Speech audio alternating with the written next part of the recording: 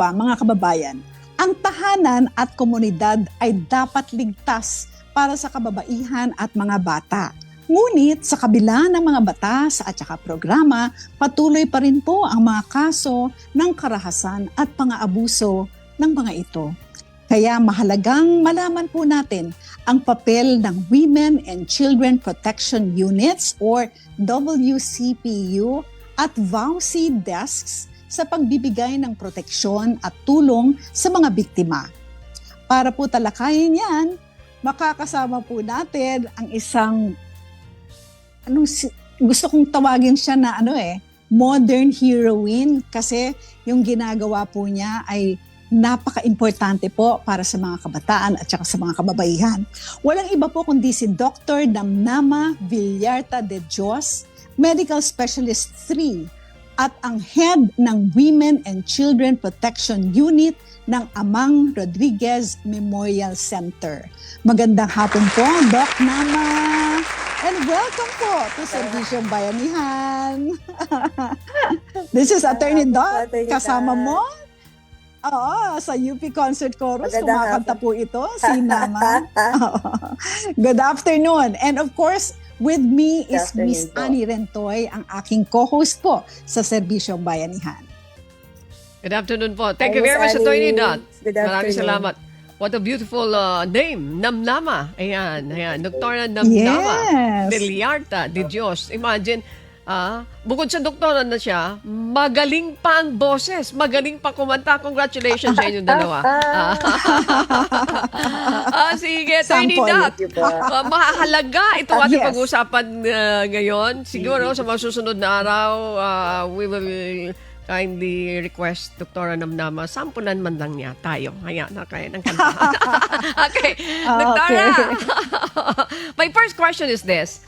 Ano po ba ang Women and Child Protection Specialist? Mayroon bang special training ito, Doktora?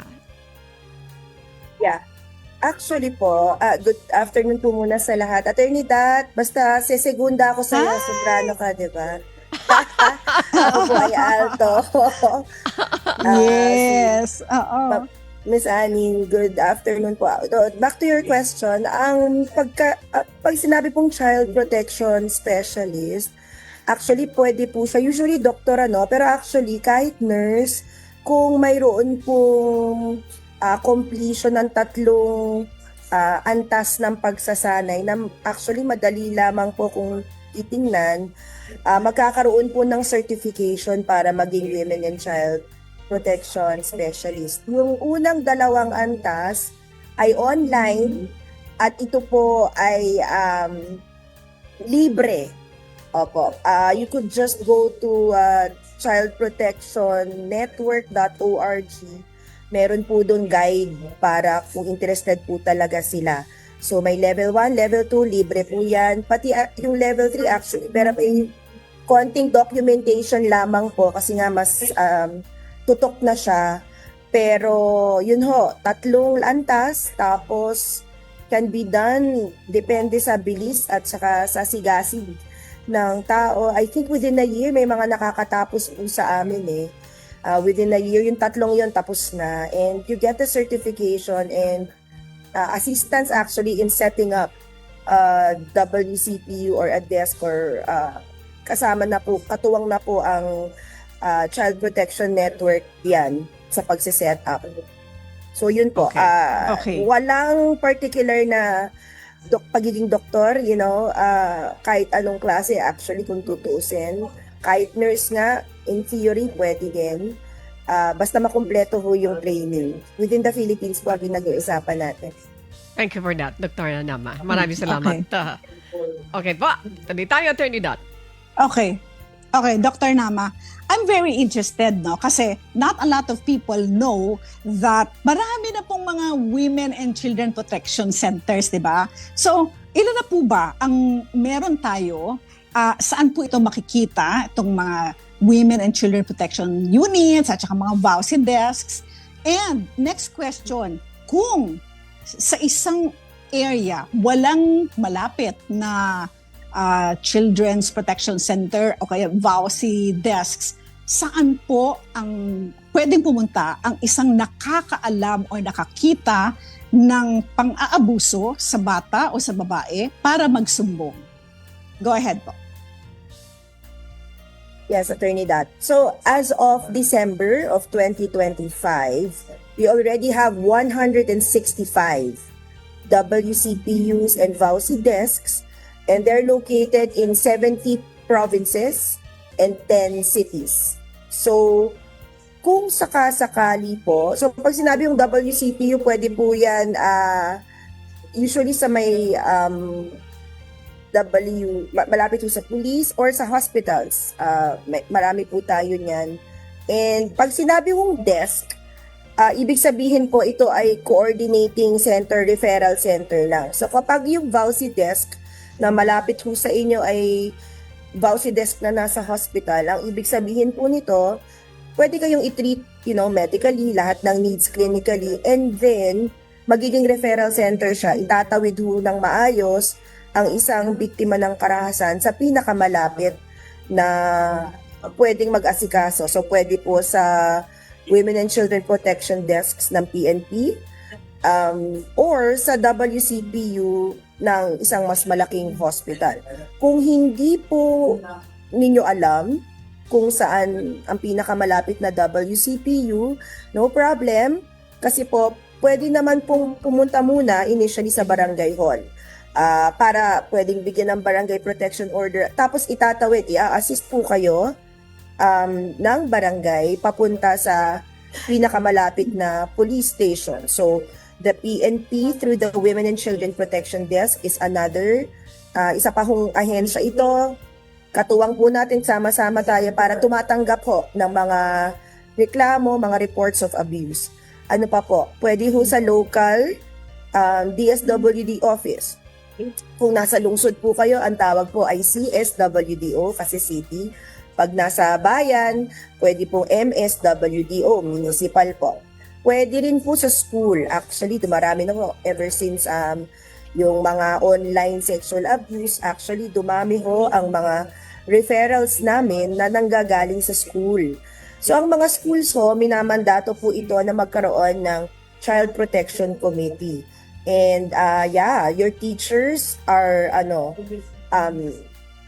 considered po na mandatory reporters actually. So pwede pong magsumbong sa teachers at we trust that the teachers will report it, no? Meron silang referral system within the school. And yun nga ho, may Child Protection Committee, so pwede rin po dito. So marami hong paraan. Hotlines also, Bantay Bata, sa Makabata Hotline, sa CWC, marami pong pagsusumbungan. Uulitin po natin to ha, napaka-importante po na tayo ay kumilos kapag meron po tayong mga nakikita o naririnig na pang-aabuso ng mga kabataan at saka mga kababaihan kasi minsan sila talaga yung mahina Mas mahina sila kaysa dun sa nag-aabuso sa kanila. So minention po ni Dr. Nama, eto ha, isa-isahin po natin, tandaan po ninyo, WCPU desks, anti-VAUSI desks, police, punta kayo sa police, kung hindi police, sa hospital, kung hindi sa hospital, sa school, kung hindi sa school, sa barangay, kung hindi sa barangay, DSWD, ang dami po, may hotline pa. So, alamin po ninyo lahat yan. And please, wag po kayong matakot magsumbong. Kasi minsan, yung pagsumbong ngayon, ang pwedeng mag-decide kung ang isang tao ay mamamatay o mabubuhay. Very important po yan. To act immediately, Ms. Annie. Yes. Thank you very much for that. Maraming salamat, Dr. Nama and Attorney Dot, dito sa mga natutunan natin kay Dr. Nama. Itong mga tanong na ipinadala sa amin, let me start dito sa first question. Sabi niya, matagal na po yung abuse nangyari sa akin or sa kapamilya ko. Maaari pa rin po bang pumunta sa Women and Children Protection Unit o WCPU para magsampa ng kaso? Ilang buwan o taon po ba mula sa petsa na insidente ng pang-aabuso ang pinahintulutang panahon na maaari pang magsampa ng kaso? And that's a very good question. Dr. Nama, anong sagot natin Very po doon? Actually, ano po yan? Isa po yan sa mga ine-educate po natin sa mga Hindi lang sa pasyente pero especially dun sa pamilya pag dumarating ho sila sa unit. Hindi kinakailangan agad-agad kasi maraming takot maraming apprehensions, ang daming iniisip ng biktima bago pa siya mag-disclose. So actually, yung batas ho natin sinasabi for pag may physical harm po, up to 20 years from the time of the last incident po, pwede po silang magsampa ng kaso. So ganun ho katagal. So maaari po kayong bumisita sa ating WCP kahit na medyo may katagalan na po. Kasi alalahanin din po natin, hindi lang naman physical ang marka ng injury sa isang tao. Mas matindi ho actually hindi nakikita yung psychological, emotional, mental trauma. It is real. And actually, kapag nasuri po ang isang pasyente at ma-refer siya sa psychologist or psychiatrist, minsan nagiging ebidensya pa nga ho pag na-check ng isang psychiatrist or psychologist ng isang pasyente, nagiging evidence pa yung findings na psychological trauma para doon sa kaso kung gustong magsampa ng kaso ng isang biktima. So, just to go back to the initial question, you can report, you can visit our WCPUs kahit matagal na panahon na. And our law subscribes up to 20 years even. Okay. So, pwede magsumpong. Ayan, up to 20 years daw yan. Yes, Mahaba-habang yes. panahon. Okay. Oo. Thank you very much po, Oo. Attorney Nat. Ano naman ang tanong mo? Before my question, I would like to add lang dun sa last na discussion ni Doktora na the reason behind this is, Miss Annie, lalo na kung bata. Ang bata kasi natatakot Pati rin mga kababaihan, kapag ikaw ay inaabuso o kaya merong talagang sa'yo, moral ascendancy yung nag-aabuso sa'yo, hindi ka makapag-complain kaagad. Tapos kapag tumanda ka na, nagtatrabaho ka na, bumabalik yan, that's the time na nagkakaroon ka ng lakas ng loob. Kaya ang batas, naiintindihan yan. But kung ang pag-aabuso, Miss Annie, ito lang i-add ko, ay online abuse, Miss Annie, forever yan. Hindi yan prescribe. So tama po si Ma'am Doc Nama na wag po kayong matakot kahit na ilang taon na po ang nakalipas, hanggang 20 years meron po yung period of time na pwede po kayong pumunta sa police, mag-report, mag-file ng kaso. But, okay, Doktora, ito naman, merong isa pang gustong magtanong po sa inyo. Ang sabi po dito sa pangalawa na may tanong, ayoko po sanang magsampa ng kaso, pero gusto ko lang magpa-check up. Maaari po ba akong matulungan ng Women and Children Protection Unit? Gusto lang magpa-check up. Sige po. Oh yes, pwede po. Dahil pag sinabi naman pong proteksyon ng biktima, hindi lamang naman po ito yung paglilitis o yung pag-turnover sa inyo, Attorney Nat, sa legal, di ba? Hindi lang naman po ito. Yes. Kapag mayroong, besides yung mental health na nire-refer po natin sa mental health professional, yung mismo, yung gamot, kunyari, nagkaroon po ng coitus, ng rape, may penetration, genital penetration, ang taas po ng incidence ng po natin, ng HIV, ng AIDS. So, if it's within 72 hours, kinakailangan maglagay na tayo na tinatawag na PEP, your prophylactic emergency prophylaxis.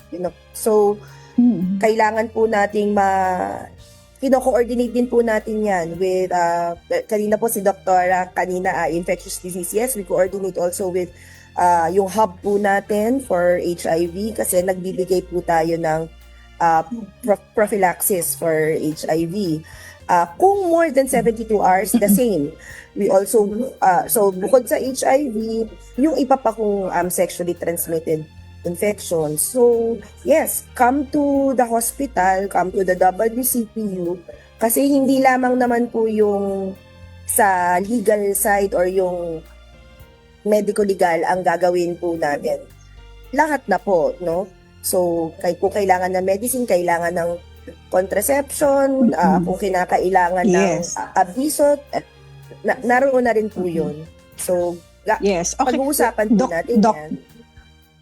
Opo, Doc, bago ko po ibigay kay Ma'am Ani, magre-react din po ako dyan, no? Doon naman sa nagsasabi na hindi na siya magre-reklamo, hindi na siya magkakaso, tapos paghihingi nilang ng gamot o ng medical check-up, ganyan, sana po ay pumunta pa rin po kayo sa police at i-report po ninyo. Hindi lang po para sa inyo. Kasi if this is an abuser at hindi po ito na-report, hindi po ninyo kakasuhan, baka gawin po sa iba. Yan naman po ang isa dapat isipin din po natin na kapag hindi ito nalaman ng mga authorities, then he or whoever the abuser is will keep on doing it. If you go to the WCPU and you don't report first, we will still keep your record. And if you want to report later on, you have, naisip nyo, kaya ko na, we'll have it ready. We'll have it ready for you. Yes. So, ano po yun? Hindi yun babawiin sa inyo. Pero magkakaroon lang kayo ng record na we will keep. And when you're ready, Yes. Actually, Okay. pwede rin ang kunin eh. Pero kung gusto nyo kami muna mag-safety, pwede rin naman. Para sa inyo po yun. Okay. Okay, Attorney Dot, Okay. ituloy natin ang pagtatanong. Maraming salamat. Ano po? Kapag sinabi pong online, ito naman, kapag sinabi pong online sexual abuse, ano po ba ang sakop nito? Ano po ba ang ginagawa para matugunan ito? Doc, naman. Okay. Actually, pag sinabi nga pong online, para siyang moving target. Kasi what's tricky about sexual abuse that's online, yung mga perpetrators, they hide behind this character or this account.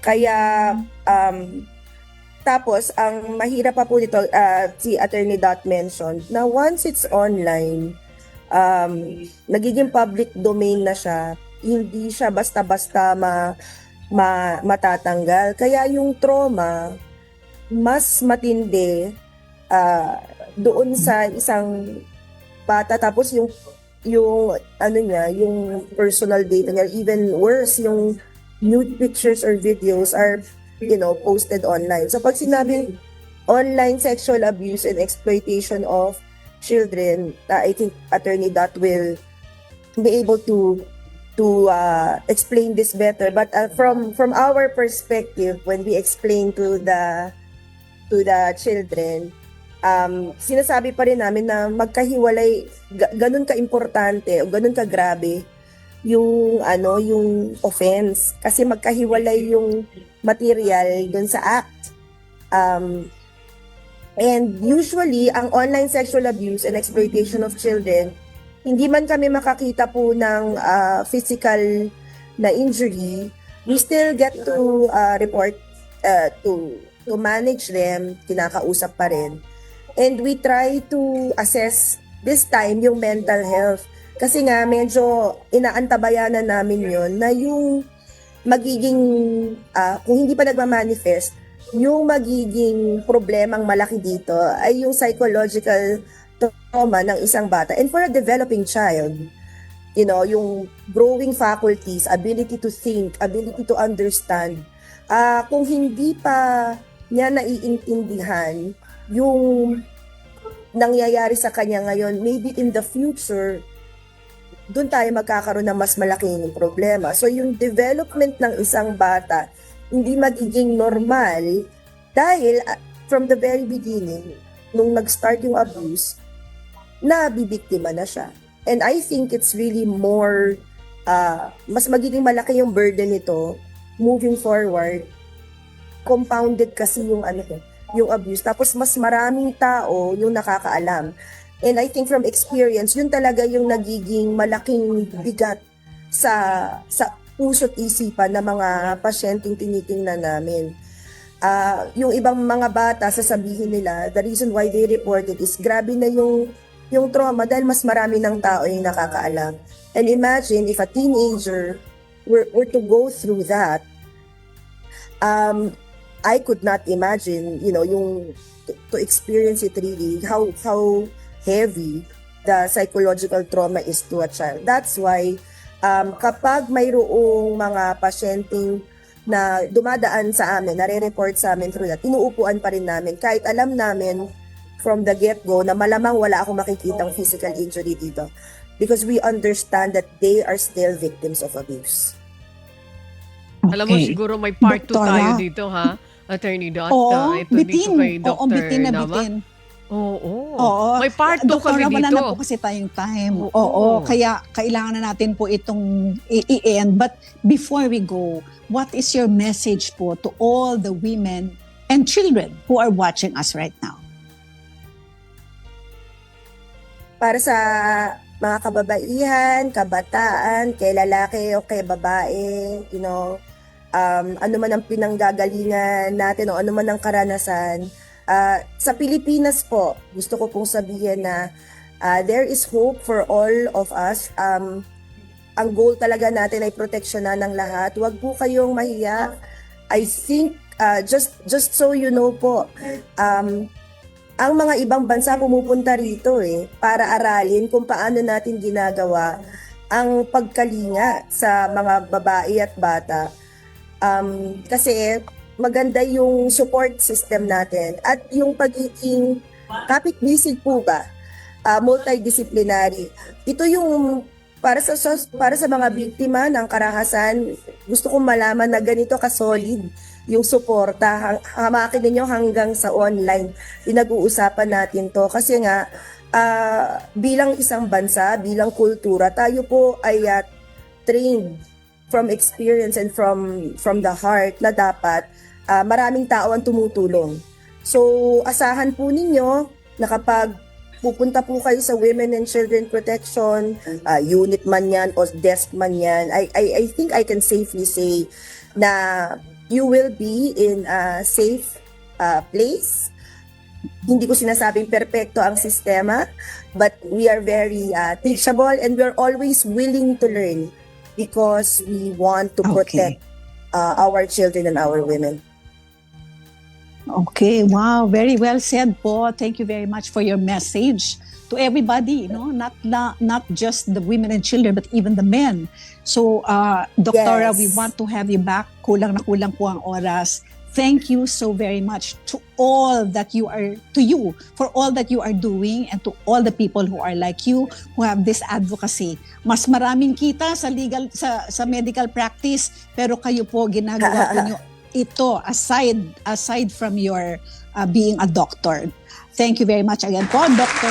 Nama Villarta de Dios, Head of the Women and Children Protection Unit ng Amang Rodriguez Memorial Medical Center. If you liked or learned from this video, please click subscribe.